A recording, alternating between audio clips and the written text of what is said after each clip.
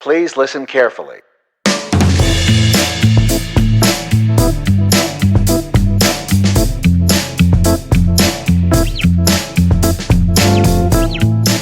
Hi, I'm Paul Frields.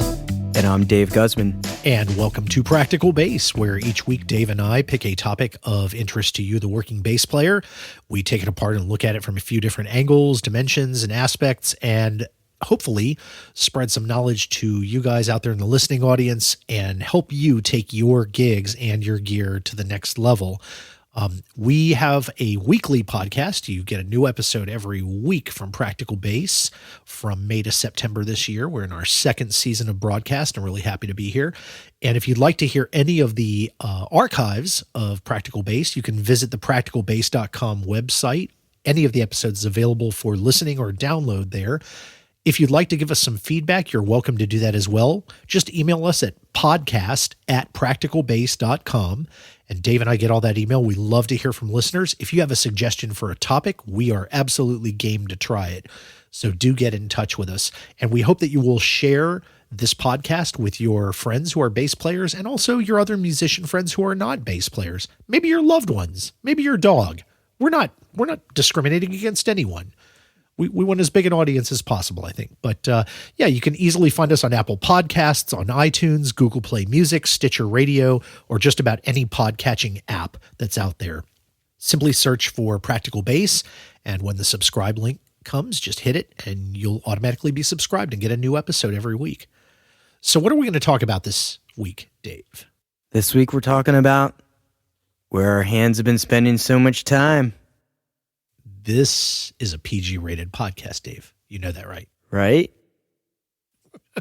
Paul, we're talking about neck finishes. Oh, neck finishes. Neck finishes. Womp, womp. Okay, I get it. Yeah. You clever guy. You trapped me. Right? Like I didn't know what that topic was going to be until you said it, and then I was surprised. I know. And then you were like, oh, it was the one that was on our computer. I can't wait to hear the comments on this episode. Like our hokey beginning. Dave and I have become broadcasters from the 60s. Neck finishes. Why am I accenting the finishes? Finishes. I don't know. We transform when we get behind the mics. It's like, this is the outlet from our crazy work week. Is coming and talking to you guys out there. So we hope you enjoy it. But we are going to talk about neck finishes. There's several different types out there. It may seem like an odd choice of topic, but there's not just a knowledge aspect, but we're actually going to spend some time at the end of the episode talking to you about how you can change the finish of your neck. There's a specific change that a lot of bassists like to make, and we're going to talk to you about how you can do that yourself. It's really simple. It takes about less than $10 of investment for some materials, and you can go to town. So maybe before that, how do we want to start this, I guess? I was thinking, right, one of the cool things, for me, the podcast, this bass podcast is a blast because so much of it comes out of just conversation that you and I have off mic. Yeah. And even, we have these topics kind of lined up, but this one in particular came out of a conversation that we had less than a week ago. And it was one of those where we were talking about neck finishes. You had done something. I realized like, wow, I don't know anything about that. That's awesome. I had no idea. And then we don't even really think about it at that time. Yeah. It's not until we start like planning the podcast and we're like, oh, so what should we do? And all these things just like spring out. Yeah, we're like, what about that thing we talked about last week? Yeah, like just right, a week ago. Yeah. Perfect. Yeah. It is so cool because these are these kind of like odd topics that are within the world of bass and music that are important. Like they do kind of peak up. So, so the whole conversation was really around, Paul working with his neck, which I just wouldn't, like, it's just something for me that I honestly don't even know, like, what types of neck finishes are out there. Yeah. I know because I've played many basses and I kind of like know what they all, I know that I've experienced them. Yeah. but I You're didn't kind know of thinking like, why does this one feel good? Maybe this one Right. is less, or maybe this one looks great or feels different, but then, I play it and not so sure about it or whatever. right. Yeah. So there's different finishes. Yeah. Yeah. Like, so, the one I think people run into if you go out and buy a new instrument off the shelf, in a lot of cases, not all, but in many cases, especially in the budget category, but even in the high cost category, you're going to find glossy finishes out there. Might be poly gloss coating, or a nitro. If it's a higher end instrument, or if it's an older one, it might be glossy with a nitrocellulose lacquer. And, you're going to be able to look at it and tell what type it is because it's really shiny, like the finish on a new car, shiny. If you went to the store right now and you bought, let's say, like here's an example of a very popular base model that is, I would say, for the price, it's a great budget model, which is a Geddy Lee, the overseas made jazz bass, not the USA one because that's like $2,000 or something like that, but the overseas model, which I think goes for like $600 or $700, something like that. And that's not $200 or $300, but it is for the money one of the best sounding basses I think that you can find out there. That's a jazz type bass, right? And if you turn that over, you look at the back of the neck, it is going to be a glossy, poly finished gloss on the back of the neck, right? So the one thing that I find with those basses like that is, well, they look great, right? But what I find is that the friction on the back of that neck can get high. Like if you've ever had a point where you kind of move if you're somebody who secretes a lot of, gunk or whatever on your hand, and you try moving your hand and like you feel like you get stuck sometimes. Right. That can often happen with glossy necks because, there's a high friction against that gloss. Right. Especially if you play heavily on the neck. I try and avoid that, but I've seen people who play very heavily and otherwise great players, but the glossy neck really can slow them down when they're trying to switch, position. Kind of like getting like Indian burn on your knee. Yeah. Yeah. In a basketball court. Yeah. In PE. Yeah. You get like neck burn on your hand, on your thumb. It sucks. So why do they actually, like, is it just for like visual effect that they're covering it, or is it to protect the neck? It's, a poly finish like that is like, it's virtually impregnable basically. It's not that it can't be dented if you were to whack it hard enough, but it's going to reflect most minor dings are going to just ping off the finish. Yep. And not damage the wood or anything underneath. And so that's the safest finish to have in an instrument that's going to be in a store and is going to pass through a lot of hands before it gets to its owner. Got it. Right. So another type of finish that you'll find, and I would bet this is probably the most popular finish that you're going to find, is a satin or a matte finish.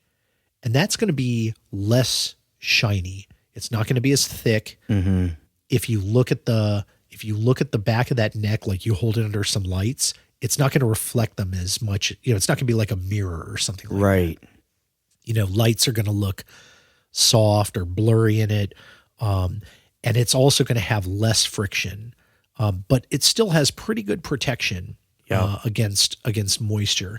And, sometimes what you'll find is like, you can find that level of finish, either under a poly finish sometimes, or depending on how the guitar was made, or you'll find that, that is a way that people will sometimes strip the guitar neck and then they'll build up a satin finish on it.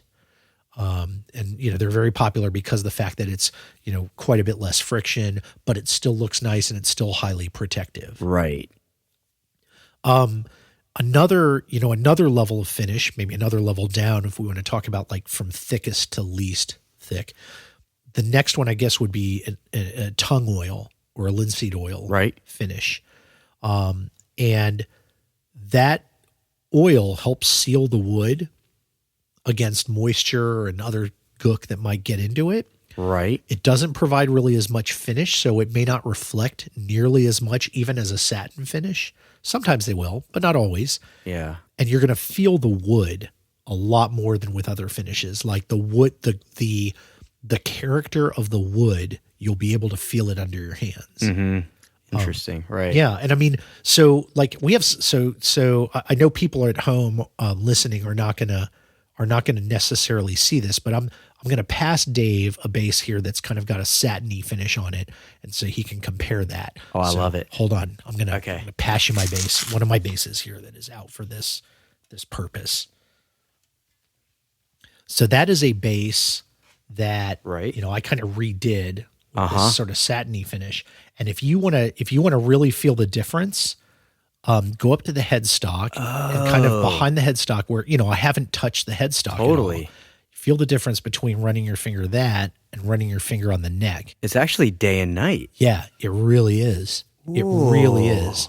And I have to tell you, after I did that to that bass, I could not put it down. I played it like every night for like a week. It's like fast. Yeah, way faster. So that's like an example of like Yeah. more of a satin finish. But if you wanted to go like, I would say one of the best finishes, and I am not sure what this finish is. It may be an oil finish, Right. or it's like one of the best satin finishes that I've ever felt, which is on a Music Man Stingray that I have. Okay. And it's like this is a real US Stingray. I don't think you'll necessarily find this on like the subs or the Right. what is the other one that they make that's like a Sterling. There's a Sterling. No, I'm not sure it's the Sterling, but there's a some Sterling other sub. Yeah, right? there's like an OLP copy or whatever. Oh, Like right. none of those Yeah. are going to feel like this. But hang on, I'm going to hand you this base. Okay. I can't believe I got that out of there without damaging it. There This you is go. amazing. It's good bass handling. But yeah, so that, in my opinion, now you're going to feel a little bit of gloss and a little bit of maybe there. I know that neck is not completely clean because I have not cleaned it in a couple years, and I haven't hardly played it in a couple years either. But I realized when I took it out tonight, wow, I need to clean this thing. But if you can feel like there definitely is a difference between that bass and this one, right? I would call that probably the most comfortable finished neck that I've ever played on to date. And I have a feeling the owner may have done something, the original owner may have done something to it before I got it. And that's why I'm not sure whether to attribute that to, the Ernie Ball folks or to this guy. But I just know that is one of the nicest feeling necks as far as just running your thumb up and down on. Yep. I'm convinced that's more of an oil finish because you can feel the wood. Right. You can feel it under your hand. Yeah. I mean, it feels phenomenal. I mean, so the other one that you worked on, super fast, super nice, smooth, and dry also. Like I can feel the difference because once I put my thumb, once I slide it back onto the headstock, like all of a sudden I'm like, oh, I didn't realize my hand was like moist or whatever. Yeah. Like it just picks that up so quickly and Yeah. it's really nice. But this, I feel like I'm actually like, I can feel the wood. Yeah. Yeah. That one really, like the wood comes through on Right. on that Stingray. It's pretty amazing. Oh. So anyway, the idea I think is that, these finishes really do have a big impact on how you play. Yeah. And, like I said, I did this thing to the neck on, on this bass. And after I did it, I just I had to play it every night. I loved it. It was like falling in love with it again. The, I guess the other thing, we kind of got a little bit off track because I was talking about these oil finishes, but now that you're trying one that I think is like that. Yeah. I think there are a couple points to make about these oils. Right. They to finish a neck properly with an oil, like you usually have to end up sanding and refinishing several times. Mm-hmm. And it's a much higher number if you go with tung oil. And, just to let people know, we talk about tung oil or linseed oil, you have to be very careful about what you buy if you're going to work on a bass neck. If you're talking about linseed oil, you want boiled linseed oil, what they call boiled. Okay. And what that means is essentially there are some additives in it that help it dry faster. Right. If you get raw linseed oil, like it's going to be months before you can play that bass because you have to oil it and then you're going to have to wait weeks for it to like cure before you can sand it and then work on it again. So it's going to be several iterations of that. That's super anticlimactic. Yeah, like no one wants to do that. Tung oil is a little bit different in that it takes a lot of passes because of the chemical composition of tung oil, right? The way that its molecular structure is, and its bonds. So you end up having to use it like you have to put many, many more coats of that down. Now, when you do, there is a bit of quality difference, but it's not enormous, and I would say maybe not worth all that extra time. So linseed oil is a pretty good choice if you're going to do that. But anyway, the point is whatever these types of oils are, if you generally apply them to bare wood, and then that way you're going to get the feel of the wood, but it's going to be sealed with the oil against moisture, and you may have to to clean it more often, and you may have to retreat it periodically as well. Right. And cleaning is just like a normal cleaning process, but the retreating, that's like more of the oil you're saying? Yeah, it might be. So, the way you clean the back of a guitar or bass neck, there's like this stuff called naphtha, which is it's NAPHTHA, naphtha. Naphtha. And honestly, it's actually more or less lighter fluid. Now, I'm not saying go out and do don't go out and get lighter fluid and do this, because lighter fluid may have other impurities and additives and things that you do not want touching your bass finish. But naphtha is essentially like it's kind of a solvent, and you use it to get gunk off of stuff. Okay. But you have to be careful when you use it. You don't use a lot, and you just apply it to a nice clean cloth, and then you rub the back of the neck gently. You want it to be gently, and you don't want to spend a huge amount of time doing it, because all you're trying to do is remove gook. If you really work it in there, you're going to strip the finish off of it if you're not careful. Oh, right. So okay. it's nothing to be afraid of. Yeah. It's just, what you don't want to do is don't pretend like you're belt sanding the neck with the naphtha. Right. Right. It's just like a rub, like you would rub, I don't know, a dog's fur or something like that. And, you get through the neck pretty quickly. Great. You're done. Yeah. And then one other point, I guess, about naphtha and these oils that is important to point out is safety. These things are highly flammable. Naphtha it essentially is like lighter fluid. Right. Do not use this. Do not clean your bass near open flames, not while smoking, nothing like that. Don't do it around like a barbecue pit or no romantic candlelit neck cleaning. Yeah, like by the fireplace. By the fireplace. On the bear rug. Yeah, don't do that. Don't do that. You can love your bass, just don't love your bass. Yeah. Just use LEDs. Right. No candle lights. Exactly. So yeah, and these oils, right, tung and linseed oil, again, also, they're highly flammable. And more than that, you also have to be careful if you're using rags or stuff with those oils on them. Right. Like if you're tossing them, you can't just bundle them up and throw them in a trash can, because believe it or not, they can actually spontaneously combust. Awesome. Yeah. It's been known to happen. It's not often, but the safest way to get rid of them is to have a little, a steel pail, like a paint pail or something like that. Right. Fill it with water and put them in there. Okay. And then you're safe. Absolutely safe at that point. Right. So yeah, just a little point of safety. All right. So we talked about cleaning the back of the neck. So how would you like to hear how I went? So you've touched this bass. Yeah. And by the way, the bass that Dave was admiring. So I do have a few instruments. One of them, another, what I feel is like one of the best budget basses you can buy. At least I haven't tried a recent one. Yeah. But at least at the time when I bought this, 3 years ago, it's a Sire V7. It's one of those Marcus Miller basses from overseas in Indonesia. It still is getting a lot of write-up. I still continually read, Bang for the buck. It Boom. absolutely is. I mean, it sounds phenomenal for what it cost. It's unbelievable. But, it has this very, like, you can look at this headstock. It is a highly glossy finish. I mean, it's beautiful, but on the back of the neck, the one thing that I've always been annoyed by is that finish was just so thick Right. on the back of the neck. And my fingers don't, like, I don't get a lot of oil and sweat and gunk, but, some. Sure. And it was just, just enough to kind of bug me. So here's what I did with this base. And I figured, this is not my most expensive base. And so I'm going to take the plunge. I'm going to try this out. By the way, just so you all know, this is the conversation that got this topic started. And It is.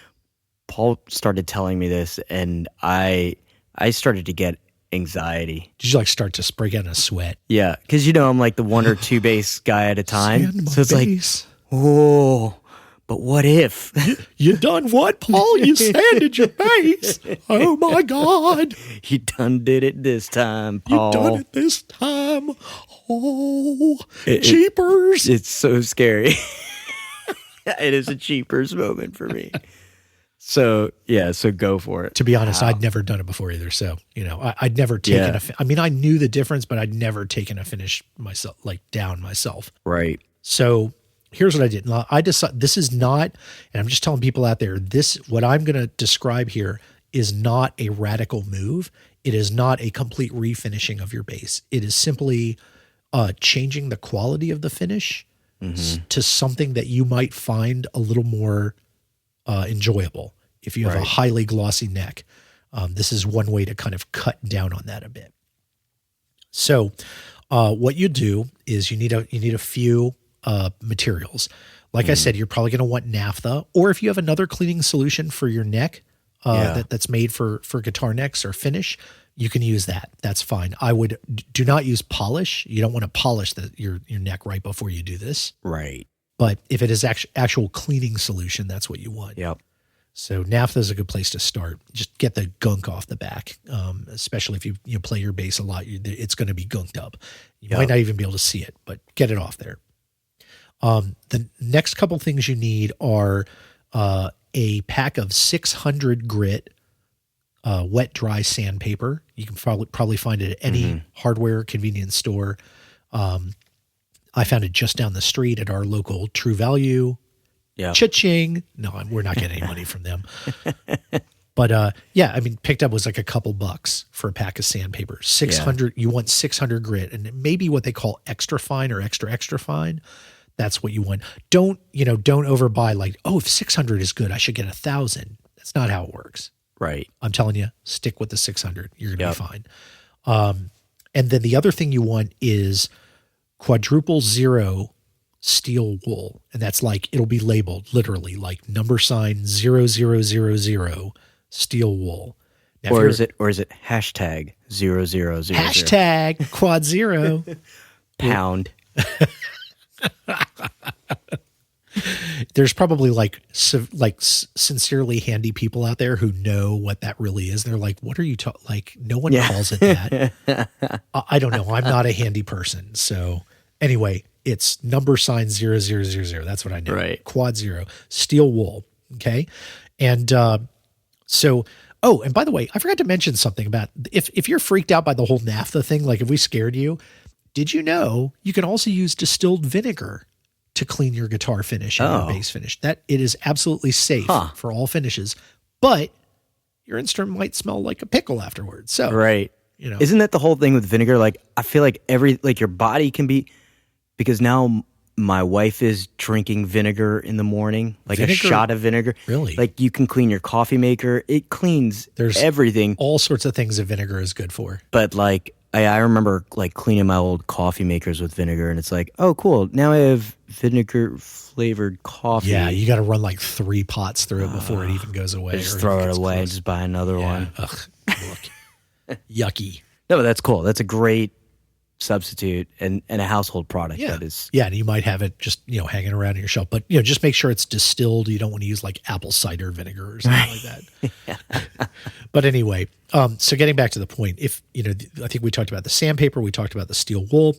Now, you also want to prepare your base a little bit. So you do need to be careful. If you have a rosewood fingerboard, most bases have a maple neck and either a maple fingerboard or a rosewood fingerboard. So Right. if you have something that is, if we're talking about a base that is very, very expensive or using a highly exotic wood, this will probably work. In those cases, I would be surprised to have a very glossy finish on that because people who buy those woods Yep. want the feel of the wood too. Right. So more often than not, if you're buying a very expensive base like that, it's going to have a tung oil finish on that exotic wood. Right. So let's forget about those guys for a minute, right? Yeah. Because most of us are playing instruments that are not $5,000 or more. Yeah. So you probably have a maple neck and a rosewood or a maple fingerboard. So if you have a rosewood fingerboard or if you have binding on the side of your base, what you want to do is you want to tape that off.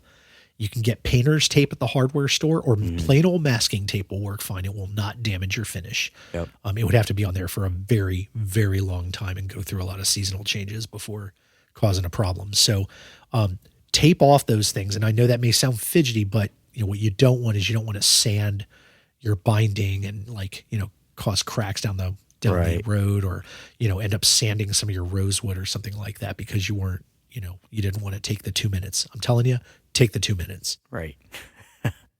The other thing you might want to do is tape off the headstock. And I just mean lay a bit of tape down at the boundary where the headstock is. If the headstock is specially finished or something like that, you want that protected. Or if you don't want the gloss on that to go away just because you're deglossing the neck. And finally, if you feel comfortable doing it, you can remove the neck for best results. Now, I didn't do that. I'm very comfortable removing base necks, but I didn't do it. I didn't feel it was necessary. Yeah. It totally is not. If you don't take the neck off, do tape the base finish at the joint. Right. So that you don't end up, inadvertently sanding it. Right. You don't want to hit it with the sandpaper and then find out, you left this huge, this cloudy area where you ran the sandpaper over it or something like that. So just tape it off and then you can, be safe and happy. And finally, this is something that not everyone remembers to do, but it's important. Tape over the pickups, especially if they have those magnetic, if the pole pieces can be seen. Even if you can't, you should still do it. But especially in those cases, because we're going to use steel wool and little bits of that steel wool come off and they can get down in the pickups and do all sorts of nasties down there. So you don't want that, have to clean that off the magnets in your pickups. That would be awful. So tape over the pickups as well. And I just used a couple strips of painter's tape and just, went right over top of them. Right. All right. So you're going to clean the back of the neck. We already talked about that. And then the next thing that you want to do is get your 600 grit sandpaper, tear off a piece and fold it up so you can hold onto it. And then you're just going to sand up and down the neck, not sideways. So when I say up and down the neck, I mean, from the head to the heel. Right. Not across, right? But just up and down. And you're going to do it with short strokes back and forth and light pressure on the neck. Don't spend too long in one area, move gradually down the neck or up the neck. And if you need to, what you're going to see as you turn the sandpaper over, you're going to see white. There's this white stuff. That's essentially little pieces of the poly, whatever. Yeah. Right. Yeah. Okay. And you're just trying to get a consistent. That's it. Which is why it's super light and just. You want to have a little more pressure there because you are using sandpaper, right? You don't need to be too delicate. We are literally trying to sand off some polyurethane. Right. But you don't want to actually change the shape of the neck. Right. You don't want to come out with a divot. Exactly. Oh, I really got that part of the neck. There's a little bump here where I like to stay. Yeah. And believe me, when you're working with fine sandpaper like 600 grit, you're not going to get gigantic changes. It's just, it's just smart to keep it moving and, do a few passes. And I would say probably within 2 or 3 passes of the whole neck, you're going to be able to detect a difference in the finish. Yeah. So I was gonna ask. So you'll actually see the color change on it compared to where. Yeah, you may not exactly see the color, but what you will see is the finish will become dull. Yep. It won't completely go away. It's still going to feel very smooth, but it will no longer have that like thick, glossy Right. character anymore. Yeah. Like it will still shine a little bit, but under Right. lights, like you won't see the reflections like a mirror. It'll Yep. be more like kind of a soft glow. And that's about the right place to be. And I'd say 2 to 3 passes would probably do it. Don't be afraid to do more. I would say if you start to see wood dust, then you've probably taken off a little too much. Now that is not a disaster. I would say if you get down to the wood in one area, you're committed at that point. And so you should try and get it down to the wood everywhere. And then at that point, you could take some, get some linseed oil. Again, the boiled linseed oil.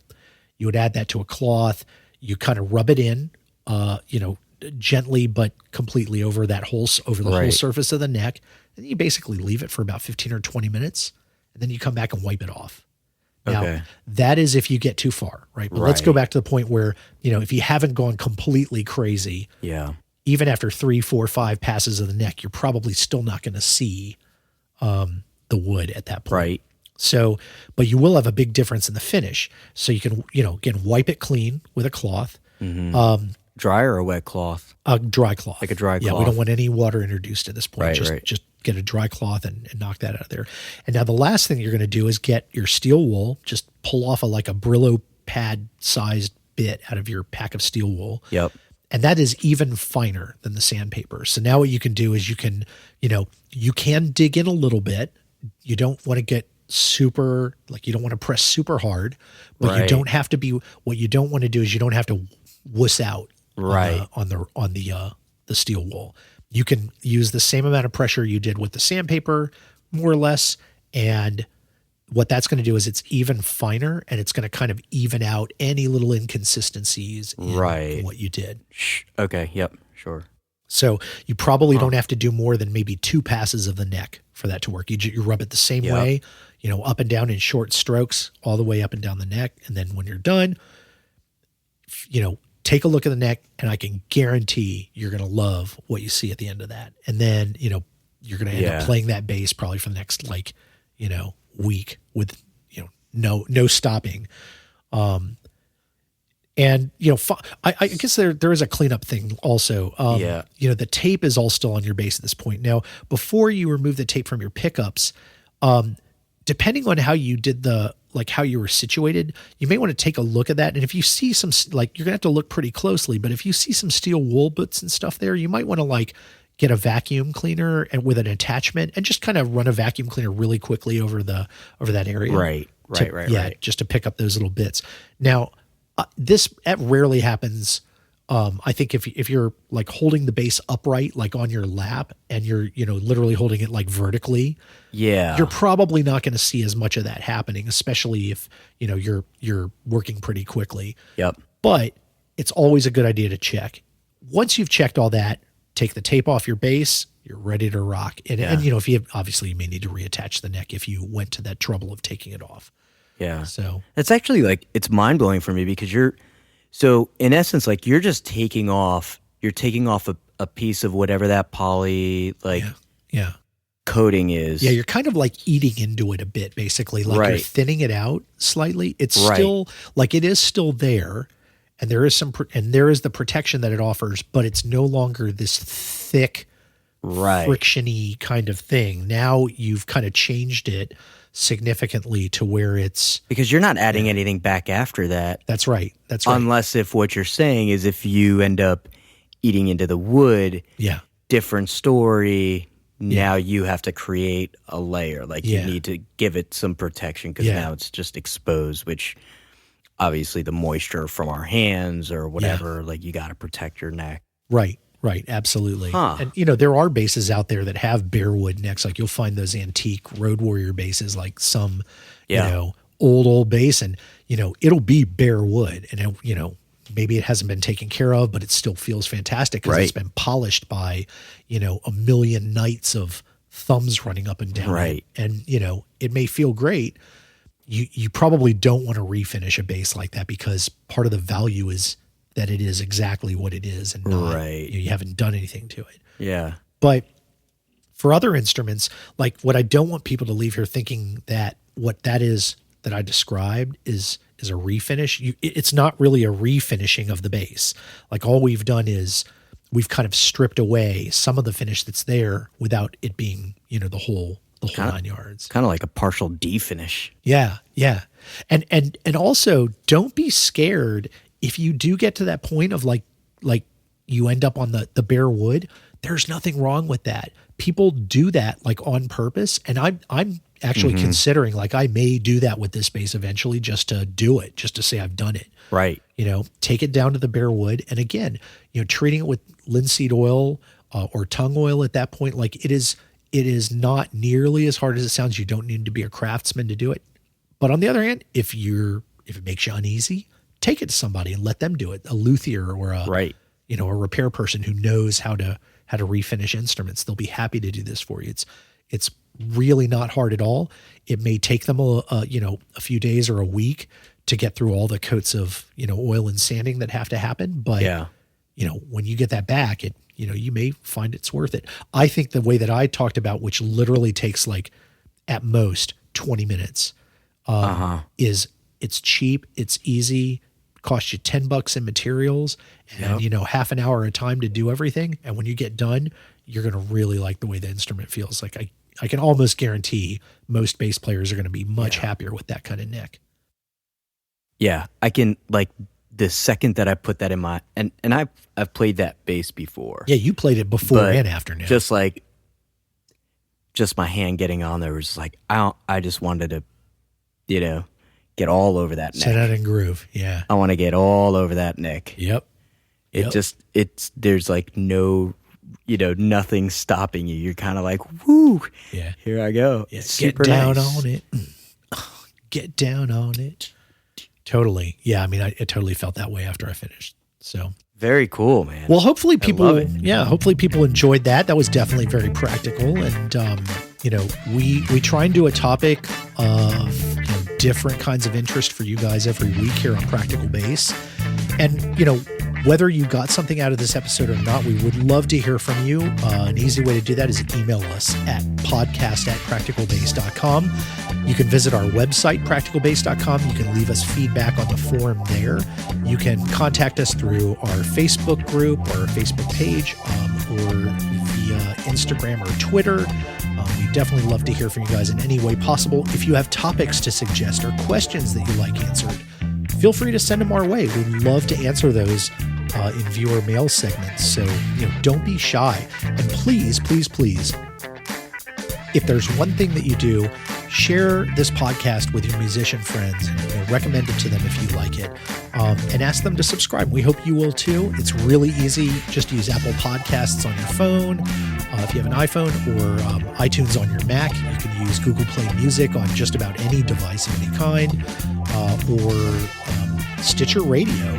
We're on lots of other podcatching apps as well.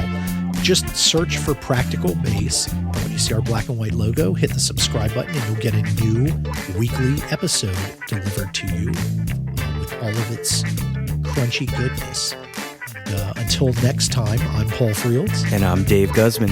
This has been Practical Bass. Thanks for listening.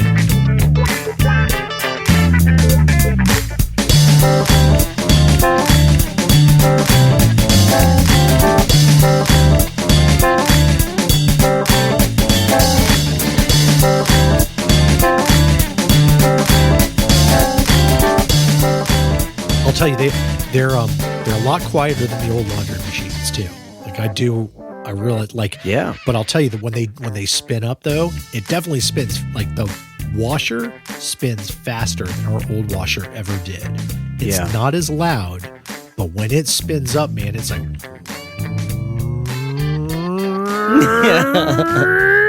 And I'm like, is it gonna blow up? Yeah. The first couple times I got really bent out of shape about it. I'm like, oh my God, is it okay? And I kept looking at it and it's like, no, that's just how it works. Yeah, you could, if you ever get like a guest that you don't want, like a rodent or a snake, and they end up in there, you could just hit go on the spin cycle. That'll be it.